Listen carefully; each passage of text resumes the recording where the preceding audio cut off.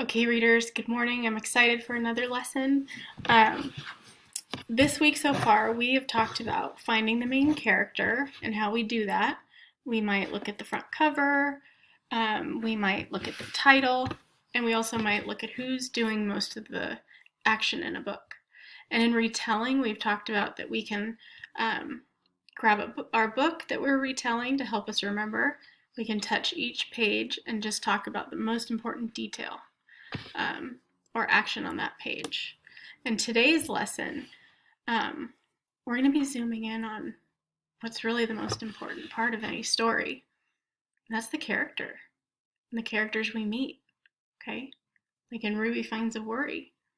She's our main character, and we learn about her. Okay? It got me thinking back to when we are in school, physically at school at Hayhurst. There's a lot of things that happen during the day. We might go to the cafeteria to eat lunch and go to recess and play with our friends. And so that's kind of the action that goes on at school. But really, for me, some of the most important things that happen at school, really the most important thing is my relationships with the characters. You, the students, and my teammates.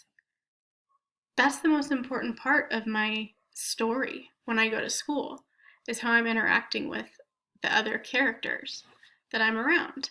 So when we're reading, we also get to interact with the characters.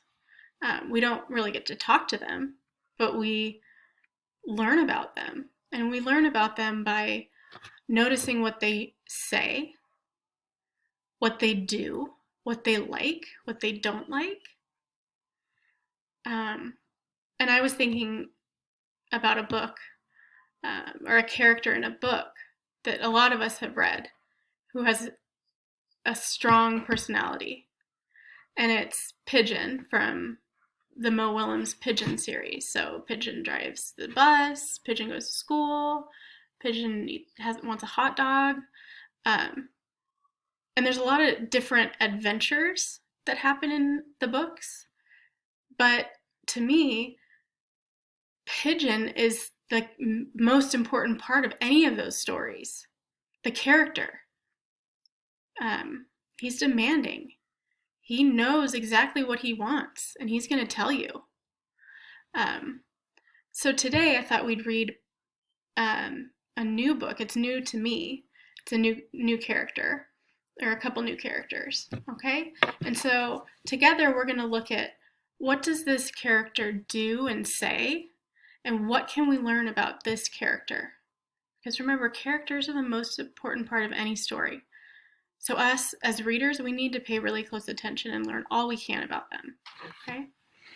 So, join me, and let's try and figure out more about Mr. Putter and Tabby. This is Mr. Putter and Tabby Drop the Ball by Cynthia Rylant and author Arthur Howard. Okay.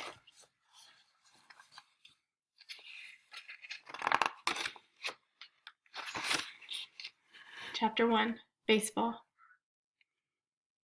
Mr. Putter and his fine cat, Tabby, loved to nap in the summertime. They loved napping in the garden. They loved napping on the porch. They loved napping in the car. Now think, what have we learned so far about these characters? It seems that we nap all the time, Mr. Putter said to Tabby one day. Tabby was old and her frisky days were over. She loved napping. I think we need a sport, said Mr. Putter. Tabby opened one eye.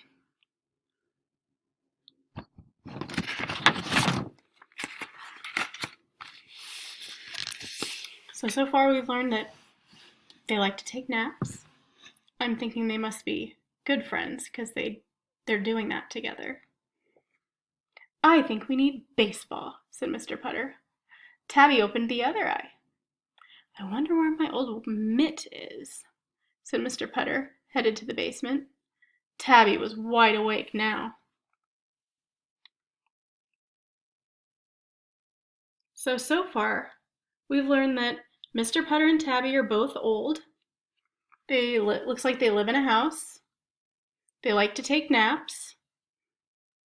And I'm wondering maybe if Mr. Putter either likes or used to like being active, because I listened to what he said.